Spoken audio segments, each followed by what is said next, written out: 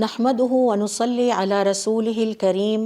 اعوذ باللہ من الشیطان الرجیم بسم اللہ الرحمن الرحیم رب اشرح لي صدری ویسر لي امری واحلل عقدۃ من لسانی یفقہوا قولی۔ قرآن کریم محض تلاوت کی کتاب نہیں ہے، بلکہ انسانی زندگی کے ہر شعبے کے لیے ہدایت کا ایک مکمل ضابطہ ہے، جسے آپ کوڈ آف کنڈکٹ کہہ سکتے ہیں۔ آج ہم قرآن کریم کے چوتھے سپارے کا تفصیلی مطالعہ کریں گے اور ہم دیکھیں گے کہ اس سپارے میں اللہ رب العزت نے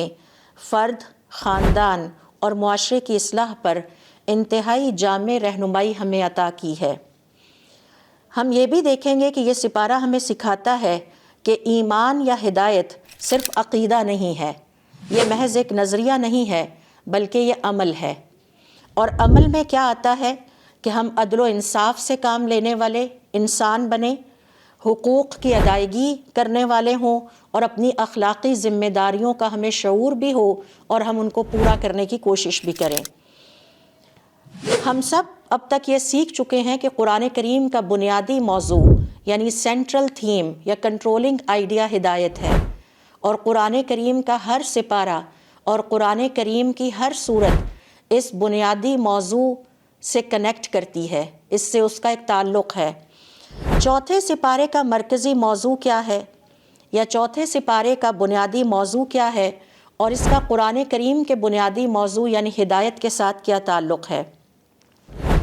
چوتھے سپارے کا بنیادی موضوع ہے عدل و انصاف قائم کرنا، عدل و انصاف پر مبنی خاندان کی تشکیل، اور پھر ایک ایسا معاشرہ تشکیل دینا جو عدل و انصاف کی بنیاد پر چلتا ہو۔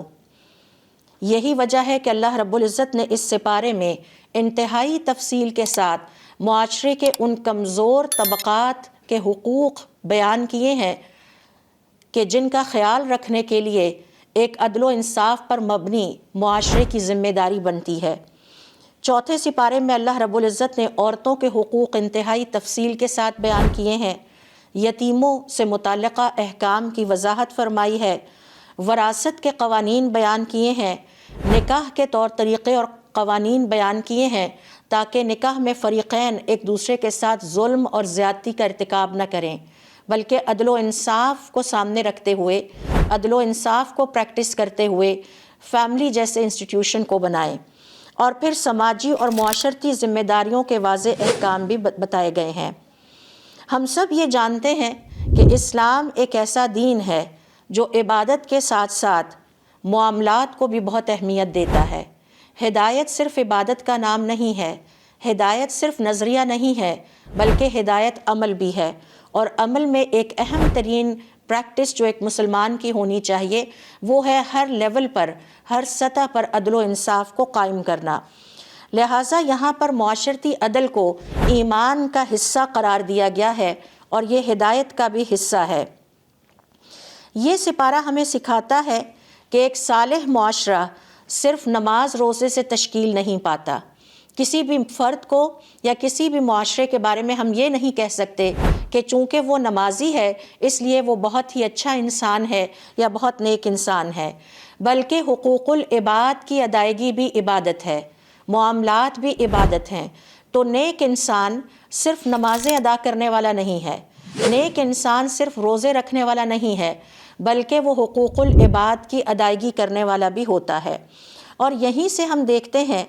کہ چوتھے سپارے کا جو بنیادی موضوع ہے یعنی عدل و انصاف قائم کرنا، عدل و انصاف پر مبنی خاندان تشکیل دینا، عدل و انصاف پر مبنی معاشرہ تشکیل دینا، کمزور طبقات کے حقوق کا تحفظ کرنا، شریعت الہی کی عملی پابندی کرنا، یہ ہدایت کا حصہ ہے۔ ہدایت صرف عبادت نہیں ہے، ہدایت صرف نماز پڑھنا نہیں ہے، بلکہ یہ مکمل نظام زندگی ہے، اور ہدایت صرف نظریہ نہیں بلکہ عمل کا بھی نام ہے۔ ہدایت یافتہ انسان حقوق العباد ہضم کرنے والا نہیں ہو سکتا، ہدایت یافتہ انسان والدین کے ساتھ بدسلوکی کرنے والا نہیں ہو سکتا، یہ بے عملی ہے۔ ہدایت یافتہ انسان ہمسایوں کو تکلیف دینے والا نہیں ہو سکتا، ہدایت یافتہ انسان اپنی اولاد کو ضائع کرنے والا نہیں ہو سکتا، ہدایت یافتہ انسان اپنے بیوی بچوں پر خوش دلی کے ساتھ خرچ کرنے والا ہوتا ہے، نماز ادا کرنے کے ساتھ ساتھ۔ ہدایت یافتہ انسان نمازیں بھی ادا کرتا ہے، روزے بھی رکھتا ہے، لیکن وہ ایک بہترین بااخلاق ہمسایہ بھی ہوتا ہے۔ ہدایت یافتہ انسان نمازیں بھی ادا کرتا ہے، لیکن وہ اپنے گھر کی خواتین کے حقوق بے خوش دلی کے ساتھ ادا کرتا ہے۔ اللہ تعالیٰ فرماتے ہیں اور اپنی بیویوں کو ان کے حق مہر خوش دلی کے ساتھ ادا کر دو۔ تو ایک ہے ادا کرنا اور ایک ہے خوش دلی کے ساتھ اسے عبادت سمجھتے ہوئے ادا کرنا۔ لہٰذا ہدایت یافتہ انسان بے عمل نہیں ہو سکتا۔ تو اس سپارے سے ہم سیکھتے ہیں کہ ہماری ذمہ داری صرف نمازیں ادا کرنا نہیں ہے، ہماری ذمہ داری صرف رمضان کے روزے رکھ لینے سے ختم نہیں ہو جاتی، ہماری ذمہ داری صرف زکوٰۃ ادا کرنے سے پوری نہیں ہو جاتی، بلکہ حقوق العباد کی ادائیگی بھی اس میں شامل ہے۔ اللہ رب العزت نے ہمیں حکم دیا ہے کہ ہم اللہ کے بندوں کے حقوق ادا کریں، چاہے وہ ہماری فیملی ممبر ہیں، ہمارے والدین ہیں، بہن بھائی ہیں، اولاد ہیں، ہمسائے ہیں، رشتہ دار ہیں، جن کے ساتھ سارا دن ہمارا انٹریکشن ہوتا ہے، ان کے حقوق ہمیں ادا کرنے ہیں۔ تبھی ہدایت کا نظام اور بے عملی سے ہم باہر آئیں گے اور اللہ تعالیٰ کے فرما بردار بن سکتے ہیں۔ تو یہ ہے چوتھے سپارے کا بنیادی موضوع اور اس کا قرآن کریم کے بنیادی موضوع کے ساتھ تعلق، یعنی ہدایت نظریہ نہیں ہے، اٹس ناٹ اے بلیف، بلکہ ہدایت عمل ہے۔ جیسا کہ میں نے پچھلے سپارے میں آپ کے ساتھ شیئر کیا کہ اللہ تعالیٰ نے یہودیوں سے جو وعدے لیے تھے ان میں سے یہ وعدہ بھی تھا کہ اللہ کے علاوہ کسی کی عبادت نہیں کرو گے۔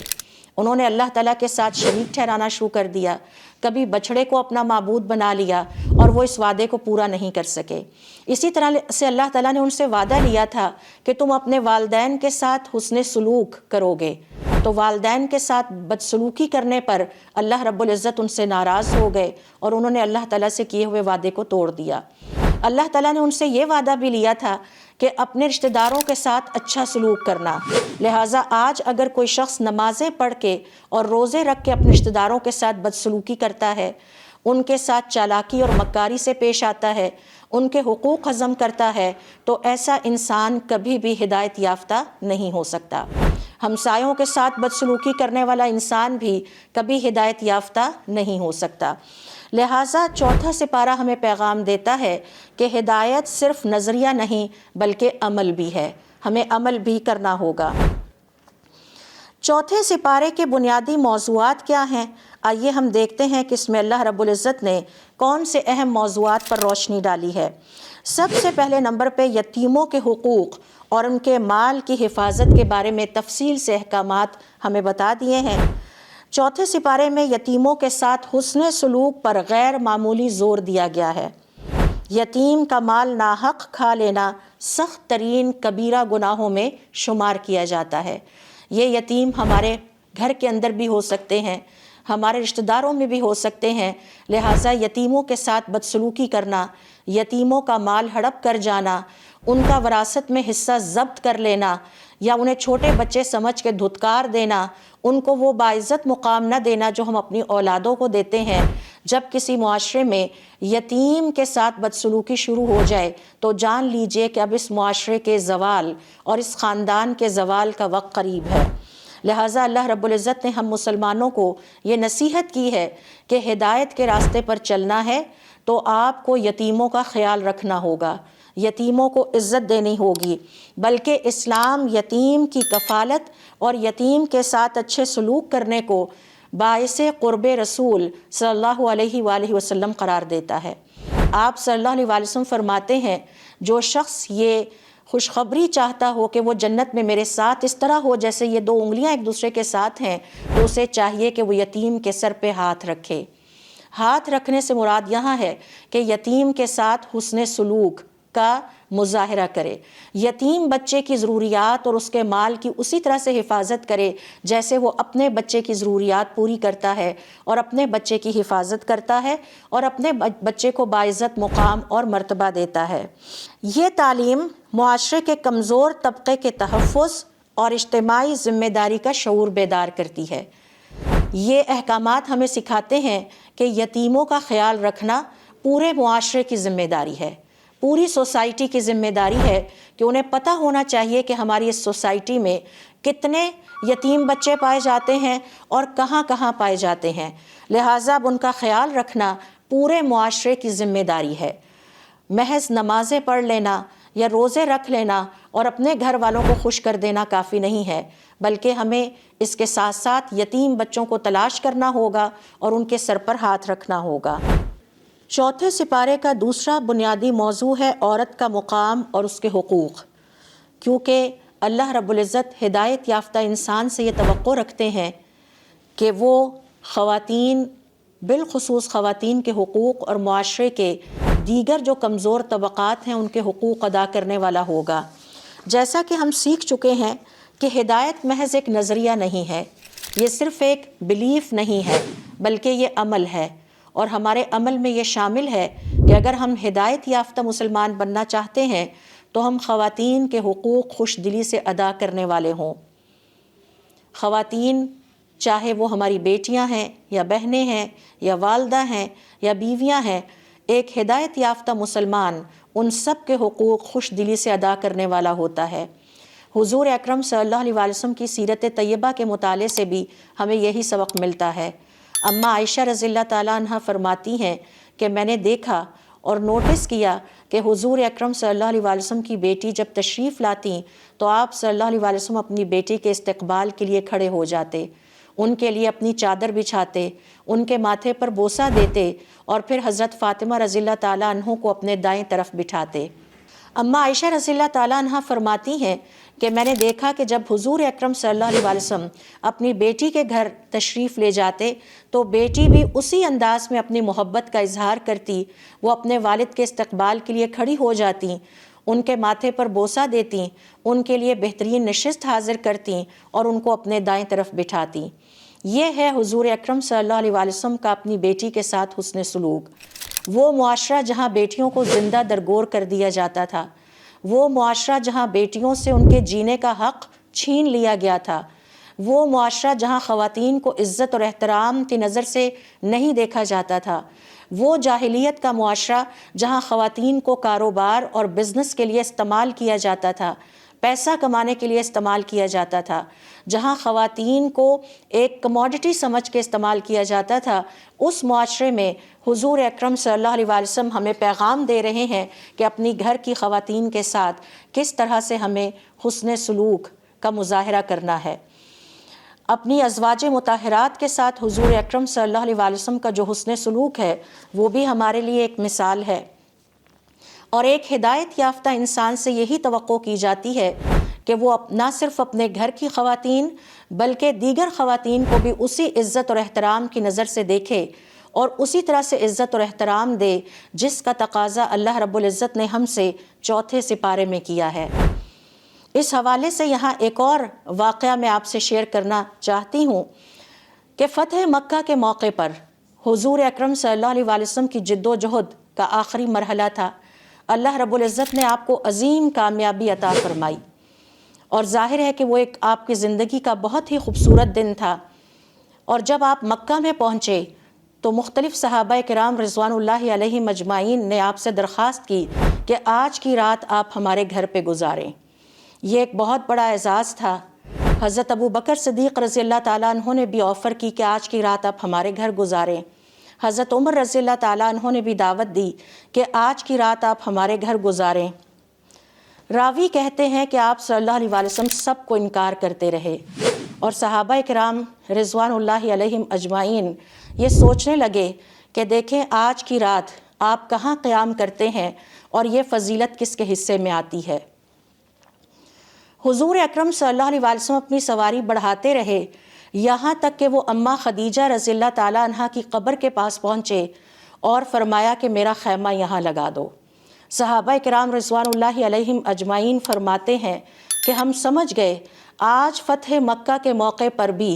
ایک با وفا شوہر ہونے کے ناطے آپ حضرت خدیجہ رضی اللہ تعالیٰ عنہ کو بھولے نہیں، بلکہ آپ نے یہ پسند کیا کہ جس بیوی نے اس دین کے مشن میں آپ کا ساتھ دیا تھا اور آپ کے ساتھ مل کر جد و جہد کا آغاز کیا تھا، آخر میں جب آپ کو فتح نصیب ہوئی تو آپ نے کسی کے گھر ٹھہرنے کی بجائے ان کی قبر کے نزدیک رہنے کو پسند کیا، اور یہ ایک باوفا شوہر کا پیغام تھا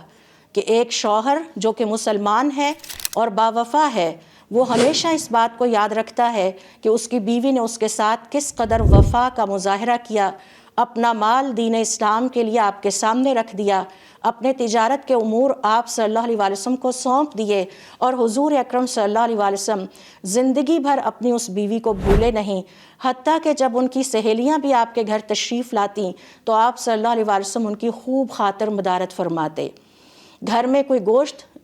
تقسیم ہوتا تو آپ اماں خدیجہ رضی اللہ تعالیٰ عنہ کی وفات کے بعد بھی ان کی سہیلیوں کو تحفے اور ہدیے بھیجا کرتے۔ تو ایک ہدایت یافتہ مسلمان وہ مسلمان ہے جو کہ اپنے گھر کی خواتین کے ساتھ حسن سلوک کرنے والا ہوتا ہے۔ تو اس سپارے میں اللہ رب العزت نے عورت کے مقام، مرتبے اور اس کے حقوق کو واضح کیا ہے اور قیامت تک محفوظ کر دیا ہے۔ جب تک یہ کلام تلاوت ہوتا رہے گا، یہ ہمیں یاد دلاتا رہے گا کہ اگر ہم ہدایت کے راستے پر چلنا چاہتے ہیں تو ہمیں خواتین کے حقوق خوش دلی کے ساتھ ادا کرنے ہوں گے، اور پھر انتہائی تفصیل کے ساتھ انہیں بیان بھی فرما دیا ہے۔ اور نوٹ کیجئے کہ اس کے لیے مکمل سورۃ النساء نازل فرمائی ہے۔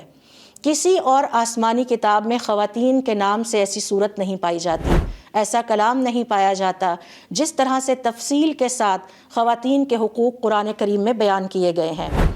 چوتھے سپارے میں اللہ رب العزت نے نکاح کے اصول بیان فرما دیے تاکہ فریقین ایک دوسرے کے ساتھ زیادتی نہ کرے، اور یہاں پر خواتین ایک دفعہ پھر زیادتی کا شکار ہوتی جب ان کے مہر ادا نہیں کیے جاتے تھے، نہ انہیں وراثت میں حصہ ملتا تھا۔ اللہ رب العزت نے مہر کے جو حقوق ہیں اور جو احکام ہیں ان کو بھی تفصیل سے بیان کیا، اور تاکید کی کہ خواتین کو ان کے حق مہر بوجھ سمجھتے ہوئے نہیں بلکہ خوش دلی سے ادا کرو۔ ایک ہے ادا کرنا اور ایک ہے خوشی خوشی ادا کرنا۔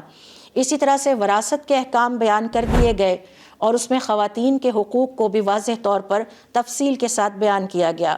اور پھر ازدواجی زندگی کے اصول بھی کھول کر بیان کیے گئے تاکہ کوئی مسلمان مرد یا کوئی مسلمان عورت آپس میں ازدواجی زندگی کے حوالے سے ایک دوسرے کے ساتھ ظلم یا زیادتی کا ارتکاب نہ کریں۔ اسلام نے عورت کو باعزت مقام عطا کیا اور قرآن کریم اس کی گواہی ہے۔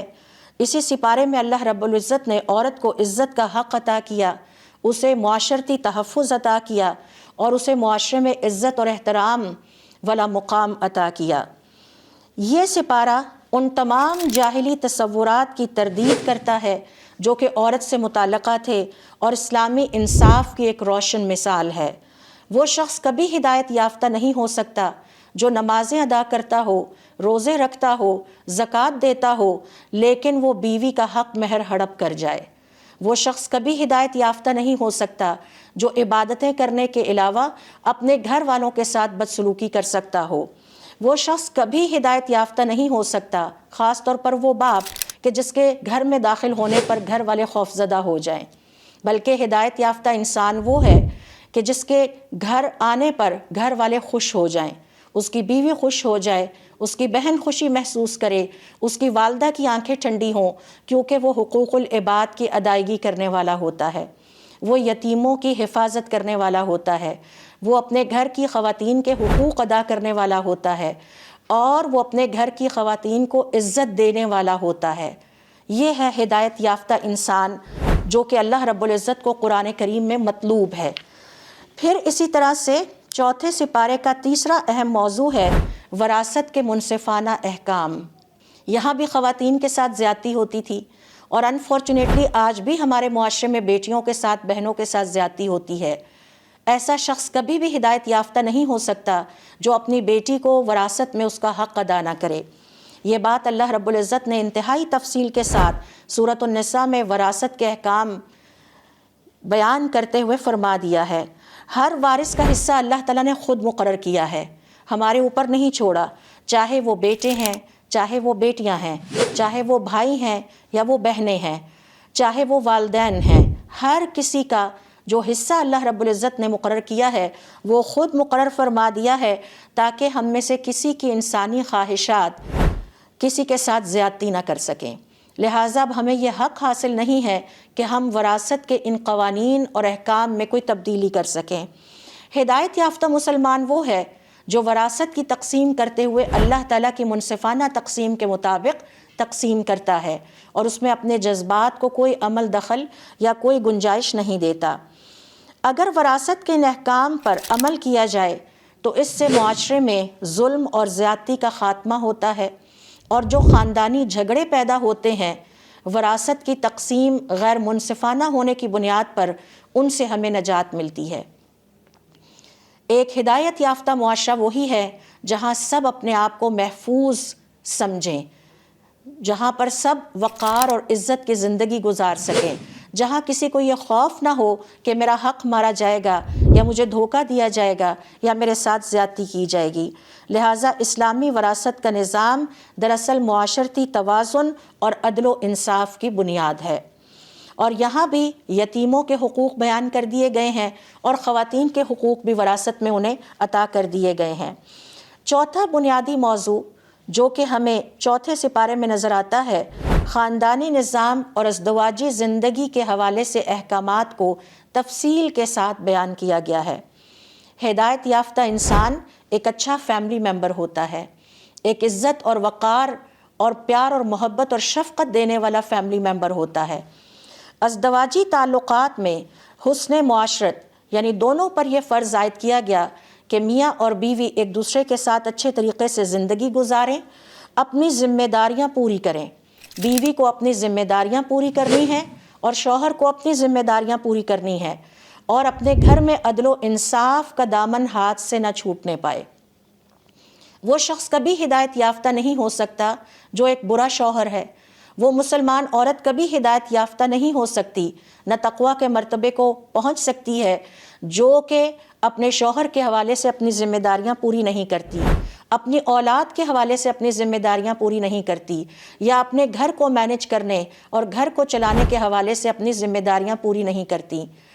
چونکہ میں بھی ایک خاتون ہوں، اور یہاں ہمیں ریکال کر لینی چاہیے حضور اکرم صلی اللہ علیہ وسلم کی وہ حدیث جو کہ ایک ہدایت یافتہ مسلمان عورت کی نگاہوں میں ہر وقت رہنی چاہیے اور ذہن میں رہنی چاہیے۔ آپ صلی اللہ علیہ وسلم فرماتے ہیں، جو خاتون صرف فرض نماز پڑھ لے اور فرض روزے رکھے اور اپنے گھر کو مینج کرے، یعنی اپنے گھر کو اچھے طریقے سے اس کا انتظام اور انصرام چلائے، اور اس کے بعد اپنی عزت کی حفاظت کرے، یعنی اپنے شوہر کے ساتھ وفادار رہے، اسے قیامت والے دن یہ اختیار دیا جائے گا وہ جنت کے جس دروازے سے داخل ہونا چاہے داخل ہو جائے۔ تو ایک مسلمان خاتون کی عبادتیں کیا ہیں کہ وہ صرف فرض نمازیں پڑھ لے، روزے رکھ لے، زکوٰۃ اگر اس کے پاس مال نصاب کو ہے تو ادا کرے، ورنہ نہ ادا کرے، اپنے گھر کو اچھے طریقے سے چلائے، یہ عورت کی ذمہ داری ہے، اور اس کے بعد اپنی عزت کی حفاظت کرے، یہ اس کے شوہر کا اس کے اوپر حق ہے کہ وہ اپنے شوہر کی عزت کا خیال رکھے اور اپنی عزت کا خیال رکھے۔ ایسی ہدایت یافتہ مسلمان خاتون کے لیے اتنا بڑا اجر و ثواب ہے جو کسی مسلمان مرد کو بھی عطا نہیں کیا جائے گا، اور وہ یہ ہے کہ وہ قیامت والے دن جنت کے جس دروازے سے پسند کرے وہاں سے جنت میں داخل ہو جائے۔ یہ ہے ایک مسلمان خاتون کی ذمہ داریاں۔ گھر چلانا مسلمان عورت کی ذمہ داری ہے، اپنے بچوں کی پرورش کرنا اور بہترین پرورش کرنا اور انہیں ہدایت یافتہ مسلمان بنانا، انہیں اللہ تعالیٰ کا فرما بردار بنانا، یہ میری اور آپ کی اور ہر مسلمان عورت کی ذمہ داری ہے۔ ایک مسلمان خاتون کو یہ کہنا زیب نہیں دیتا کہ گھر چلانا میری ذمہ داری نہیں ہے یا گھر کے کام کرنا میری ذمہ داری نہیں ہے۔ حضرت فاطمہ رضی اللہ تعالیٰ عنہ کے چکی پیستے پیستے ہاتھوں میں چھالے پڑ جاتے تھے، یہ ہماری ذمہ داری ہے، اور جو مسلمان خواتین اس ذمہ داری سے لاپرواہی برتتی ہیں وہ کبھی ہدایت کے مقام اور مرتبے کو نہیں پہنچ سکتی، وہ کبھی متقی نہیں کہلا سکتی۔ لہٰذا ہدایت نظریہ نہیں، عمل بھی ہے، اور ہم مسلمان خواتین کے یہی عمل ہیں اور یہی عبادتیں ہیں جو قیامت والے دن ہمارے کام آئیں گی انشاءاللہ۔ پھر اسی طرح سے یہ بھی بیان کر دیا گیا کہ اگر مسلمان مرد ضرورت کے وجہ سے ایک سے زائد شادی کرتے ہیں تو اس کے ساتھ عدل کی سخت ترین شرط لگا دی گئی ہے کہ یہاں پر اپنے جذبات کو نہیں دیکھنا بلکہ عدل و انصاف سے کام لینا ہے، اور اپنی ہر بیوی اور اپنی ہر اولاد اور اپنی ہر فیملی کا برابر خیال رکھنا ہے۔ بیویوں کے حقوق تفصیل سے بیان کیے گئے ہیں، ان کے اوپر خرچ کرنا یعنی نان و نفقہ کی تفصیلات دے دی گئی ہیں، اور ان کے ساتھ حسن سلوک پر زور دیا گیا ہے۔ اور یہاں پر میں مثال شیئر کروں گی کہ ایک بیوی کا ہار گر گیا اور اس کا شوہر ساری رات اس کے ساتھ ہار تلاش کرتا رہا، یہاں تک کہ سفر میں تاخیر ہو گئی۔ وہ بیوی اماں عائشہ رضی اللہ تعالیٰ عنہا تھیں، اور تلاش کرنے والے حضرت حضور اکرم صلی اللہ علیہ وسلم تھے۔ یعنی اپنی بیوی کی جذبات کا اس حد تک خیال رکھنا کہ ان کے ساتھ مل کر ہار تلاش کرتے رہے، ان کا نیکلس تلاش کرتے رہے، بجائے اس کے کہ بیوی کو ڈانٹتے یا ڈپٹتے یا جھاڑتے یا کہتے تمہاری وجہ سے میں اپنے دوستوں سے لیٹ ہو گیا ہوں، تمہاری وجہ سے میرا اتنا ٹائم لگ گیا ہے۔ یہ ہے بیویوں کے ساتھ حسن سلوک کی وہ بہترین مثال جو کہ حضور اکرم صلی اللہ علیہ وسلم نے اپنی سیرت طیبہ میں ہمیں دی ہے۔